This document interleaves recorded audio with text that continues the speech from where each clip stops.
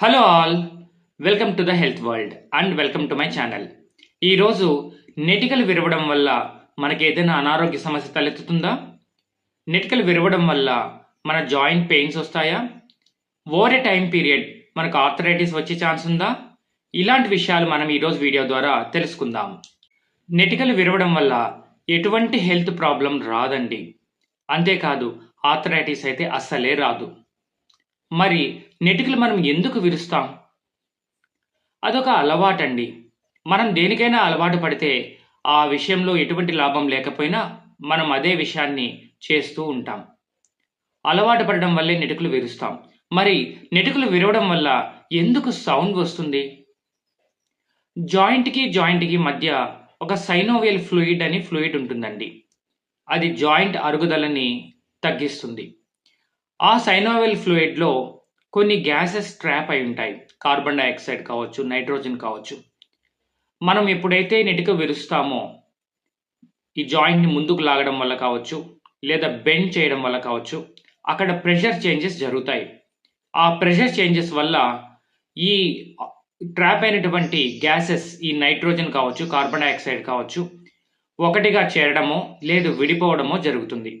అప్పుడు cracking sound, టప్ అనే సౌండ్ మనకు వినిపిస్తూ ఉంటుంది. మరి ఈ అలవాటు వల్ల మనకి ఏదైనా ప్రాబ్లం ఉందా? మన జాయింట్స్‌కి ఏమైనా ప్రాబ్లమ్స్ ఉంటాయా? మనకు ఆస్టియో ఆర్థరైటిస్ లాంటి జబ్బులు మన జాయింట్స్‌కి వస్తాయా?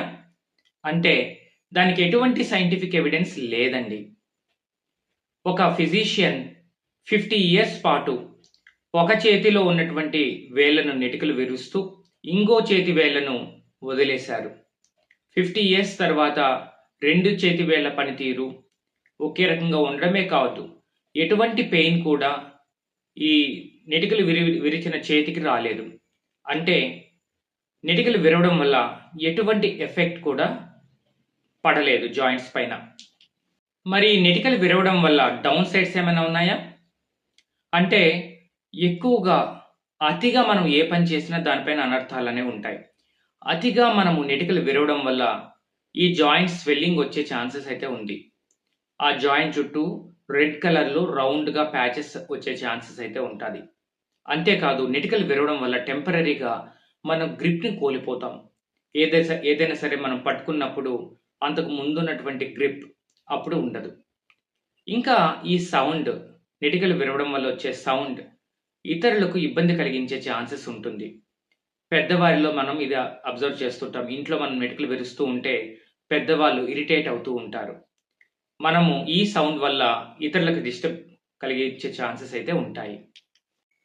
మనకు చేతి వేళ్ళ జాయింట్ పెయిన్ కంటిన్యూయస్‌గా ఉండి, స్వెల్లింగ్ కంటిన్యూయస్‌గా ఉండి, ఆ రెడ్ ప్యాచెస్ దాని చుట్టూ కవర్ అయ్యి, ఆ కలర్ కంటిన్యూయస్‌గా ఉంటే, మనకు చేతి వేళ్ళు ఫ్రీగా మూవ్ కాకుండా ఉంటే, అంతేకాదు మనం ఏదైనా పని చేస్తూ ఉన్నప్పుడు ఆటోమేటిక్‌గా మనం నెటికలు విరవకపోయినా సరే పాపింగ్ సౌండ్ వస్తూ ఉంటే ఖచ్చితంగా మనం జాగ్రత్త పడాల్సి ఉంటుంది. మనం తినే ఆహారంలో జాయింట్ హెల్త్‌ని ఇంప్రూవ్ చేసే ఆహారాన్ని మరియు బోన్ హెల్త్‌ని ఇంప్రూవ్ చేసే ఆహారాన్ని మనం తీసుకోవాల్సి ఉంటుంది. ఇంకా ప్రాబ్లమ్ కంటిన్యూ అయితే డాక్టర్‌ని సంప్రదించాల్సిన అవసరం ఎంతైనా ఉంది. ఇదండి నెటికలు విరవడం వెనకాలున్నటువంటి మిత్స్. ఈరోజు వీడియో ద్వారా మనకు కొన్ని కొత్త విషయాలు తెలిసాయి కదా!